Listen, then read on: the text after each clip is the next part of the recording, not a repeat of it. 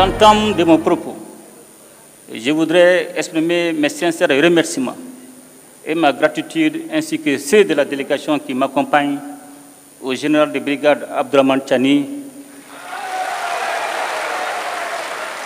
président du Conseil national pour la sauvegarde de la patrie, chef de l'État de la République du Niger, et au peuple nigérien pour l'accueil chaleureux et la délicate attention dont nous avons fait l'objet depuis notre arrivée en cette terre hospitalière, en terre AES, chaleureuse et si riche de sa diversité qu'est le Niger.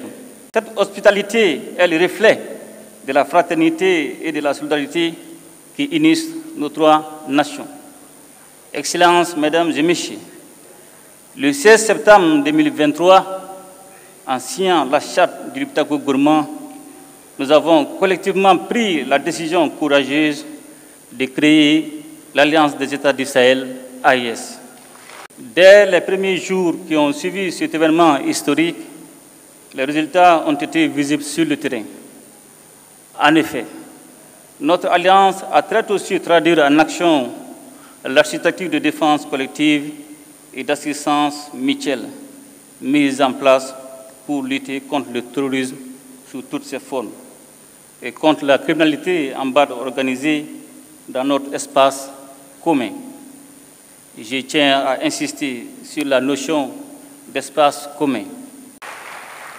Pour saluer la clairvoyance de mes frères, les présidents Tiani et Traoré, qui avaient pris les mesures nécessaires pour autoriser les droits de poursuite sur leurs territoires respectifs afin de traquer efficacement les groupes armés terroristes sans contrainte liée aux frontières nationales.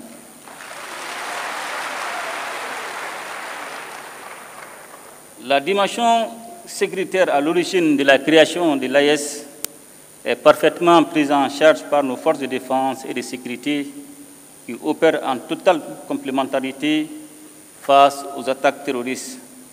Nos forces se projettent désormais en posture offensive pour neutraliser ces groupes sans foi ni loi. L'engagement et la détermination de nos hommes et femmes au combat forcent notre fierté, notamment au vu du recul indéniable de l'insécurité dans l'espace AES. La meilleure illustration de cette avancée sécuritaire est le retour de l'État, des administrations et des populations dans des localités longtemps, bien trop longtemps occupées par les groupes armés terroristes appuyés par leurs sponsors extérieurs. Ainsi, aujourd'hui, il est évident que la paix a changé de camp. Pour preuve, nous assistons régulièrement à des actes de reddition d'éléments terroristes qui déposent les armes devant nos armées nationales. La mise en place de la force conjointe des États du Sahel en mars 2024 est le symbole de notre unité d'action et de notre détermination à protéger ensemble nos populations et à préserver notre souveraineté. Excellences, Mesdames et Messieurs, je parlais un peu plus tôt des droits de poursuite qui, le temps des opérations antiterroristes, abolissent les frontières entre nos trois États. Et je voudrais profiter de cette occasion pour aborder l'un des autres aspects essentiels de notre alliance commune, celui de la libre circulation des personnes et des biens. Trop souvent, les populations de nos États respectifs ont entendu prôner le principe de cette libre circulation sans qu'il ne soit une réalité vécue. Tant les tracasseries administratives et routières ont dévoyé cette ambition. D'ailleurs, je sais qu'avec mes frères, les présidents Tiani et Traoré, nous ne dirons bientôt plus les populations respectives de nos pays, mais plutôt nos populations AES. car l'AES que nous sommes en train de mettre en place est d'abord et avant tout l'AES des peuples. Une AES dans laquelle les Burkinabés et les Nigériens seront chez eux au Mali et inversement, sans aucune forme de barrière bureaucratique. Cette liberté de circulation sera sous-tendue par une accélération des investissements dans le domaine des infrastructures routières et ferroviaires et aériennes, et dans celui des nouvelles technologies de l'information et de la communication. Toute chose qui catalysera l'approfondissement des investissements dans le domaine de la production agricole et dans celui des industries de transformation, profitant ainsi de la complémentarité de nos économies. Pour parvenir à cette réalité qui est déjà en construction avancée, nos ministres n'ont ménagé aucun effort. En effet, ils ont tenu en moins d'un an 4 rencontres sectorielles et élargies qui ont permis de poser les jalons nécessaires à une alliance des États du Sahel aux compétences renforcées. Les ministres chargés de l'économie et des finances ont ouvert la voie à la coordination dans le domaine du développement économique en formulant à Bamako, le 25 novembre 2023, des recommandations pertinentes en vue d'un développement harmonieux de l'espace AES. Elles ont concerné les aspects touchant le renforcement d'un cadre commun et harmonisé des politiques publiques dans les domaines économiques, financiers, minéral, éducatif, environnemental et culturel, et la réalisation des projets structurants en commun. Les ministres des Affaires étrangères, réunis une première fois à Bamako, le 30 novembre et le 1er décembre 2023, ont convenu de la coordination diplomatique et ont soumis à notre appréciation la recommandation de mettre en place une confédération réunissant les 3 États en attendant la mise en place d'une fédération regroupant le Burkina, le Mali et le Niger.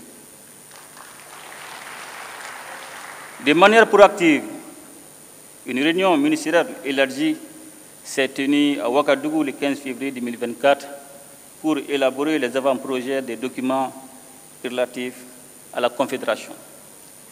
Les ministres des Affaires étrangères ont ensuite finalisé à Niamey, le 17 mai 2024, les projets de textes portant création, organisation et fonctionnement de l'AES, ainsi que les documents préparatoires du présent sommet.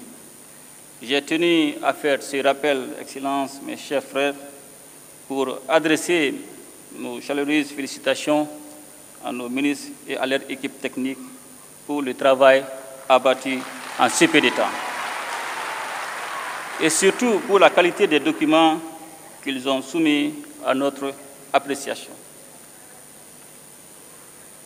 J'ai particulièrement jugé utile de saluer, à travers les projets de textes élaborés, le maintien des valeurs chères à nos cœurs, à savoir les valeurs de fraternité, de solidarité, de complémentarité, mais aussi et surtout l'importance de placer et de garder les populations au centre de l'action de la Confédération. Je me réjouis par ailleurs de l'esprit constructif qui a prévalu durant les différents travaux.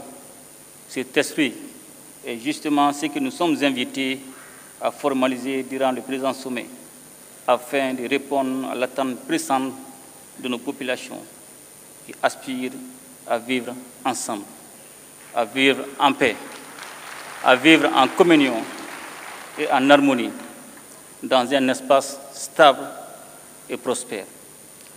Excellences, Mesdames et Messieurs, ce premier sommet de l'AES est l'occasion de réaffirmer notre solidarité et notre soutien mutuel.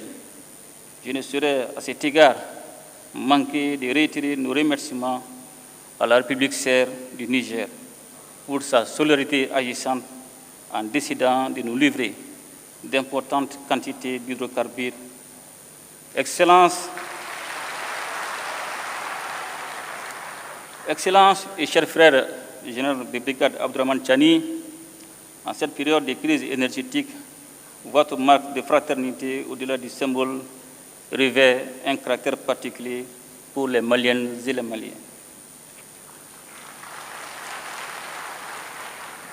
Il nous appartient désormais de renforcer ces liens stratégiques entre nos trois États pour surmonter ensemble les défis auxquels nous faisons face. Pour terminer, je voudrais réitérer notre ferme détermination à faire de l'Alliance des États du Sahel un modèle de coopération régionale, de solidarité, de développement, un modèle aussi d'intégration sous-régionale conformément aux principes de la charte du Liptako Gourma. Excellences, Mesdames et Messieurs, nous honorons aujourd'hui à Niamey notre rendez-vous avec l'histoire pour faire revivre avec notre confédération l'esprit d'unité voulu par les pères fondateurs du panafricanisme. En assumant notre part de responsabilité et de leadership dans cette œuvre exaltante et indispensable pour la région du Sahel, voire au-delà. Vive l'Alliance des États du Sahel, vive la solidarité entre nos peuples. Je vous remercie.